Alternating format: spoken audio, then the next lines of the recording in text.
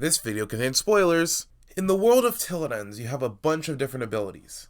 Fire, ice, metal, and then there's what I like to call all of the above.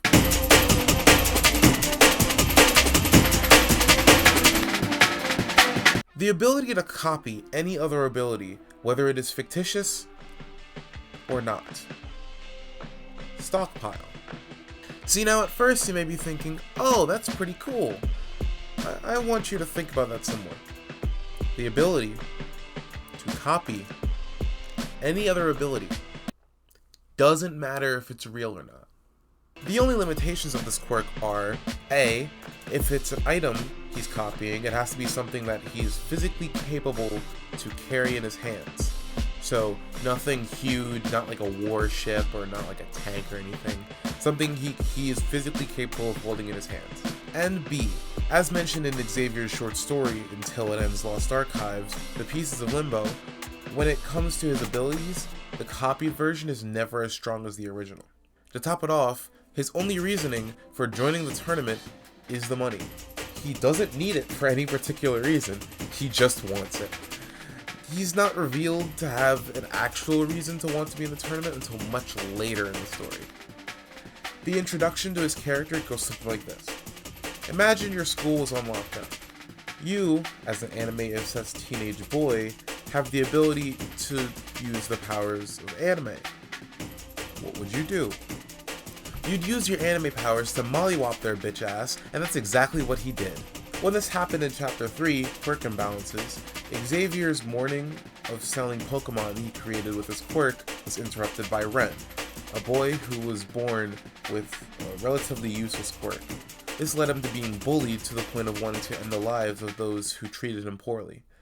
With no practical way for him to get what he wanted with his quirk, Ren chose to get his hands on a firearm. Even with this, Xavier was able to subdue him effortlessly using the powers he's seen in the animes he's watched. This shows how just screwed you are if you have a power that just happened to be not strong. This world is all about RNG, basically. His character is supposed to be the end product of giving a young teen anything he could ever imagine. At times, this does lead to pretty goofy scenes, but it's important to remember that he's only 14 years old. Things go the way he wants it to go, as long as he trusts his exceptional ability. This, combined with the knowledge later in the book that he's actually working with Jake, makes a lot of his decisions make sense in the grand scheme of things. A trademark move for Xavier, a lot of fans know, is to run away from the problem, and then think after he's done running.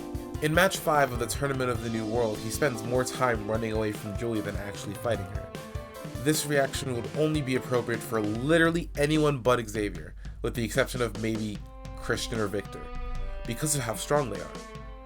He does this because of a combination of the fact that his initial reaction to danger is to run, and the fact that during this time, he was actively trying to downplay his abilities in front of Yui. In Chapter 22, Complications, the group is attacked by X when Declan goes to tell Xavier what to do because he sees that their strongest fighter is sprinting full speed away. Because of this, Ryan is taken by the scientist and never heard from again, presumed dead. This won't be the last time that Xavier is responsible for Yui's enemies advancing their goals. 4 chapters later, Xavier gets Sophia and Christian to be alone with him at a small waterfall and pond. They spend all day there laughing and having fun until Gabe shows up, just as the sun begins to set. This leads to a huge battle in which Sophia is injured and knocked unconscious. This sets Christian off and causes him to use his quirk to self-destruct and take out the enemy. Now, Christian, the second strongest kid, is dead. A little later in the story, Xavier is found to be kidnapped by X. An impromptu attack on Jake's base begins due to Yui's fear of losing both the second strongest and strongest fighters out of their group. During this attack, it is revealed that Xavier has been secretly working for Jake since the beginning. Yui, struggling to keep her composure, uses her phoenix to keep him occupied while Julie attempts to talk him back to their side. In the end, his attachment to his new friends proved to be stronger than his connection to Jake, and he launches a beam attack at Jake before telling everyone to run away, with him and Julie leading. See, I'm not sure if people picked this up, but in Shattered Starlight, the official album for Till It Ends, where I make a bunch of songs basically inspired by different characters in Till It Ends, there's a reason why Xavier's theme is the way it is. And it's taken Jake's theme and put a different spin on it. After dealing with the repercussions of everyone knowing he was responsible for the deaths of Ryan and Christian, Xavier laid low for the rest of the book until chapter 38, Fly to Heaven, where he plays another crucial role in the story.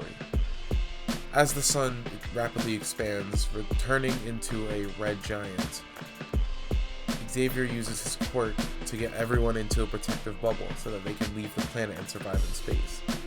After the group arrives on the new planet, Yui betrays the kids and summons a massive horde of millions of creatures that they have been fighting all throughout the story to attack them at once. Yui teleports away but is followed by Xavier. He catches her off guard and swipes his hand through her head, copying Jake's quirk to steal Yui's. She runs away to no avail, and the book ends with Xavier decapitating her, but not before she sends a broadcast to herself in a different universe, warning her of a danger. This is the same broadcast that is shown in the beginning of the book, and sets up a sequel that takes place in a different universe.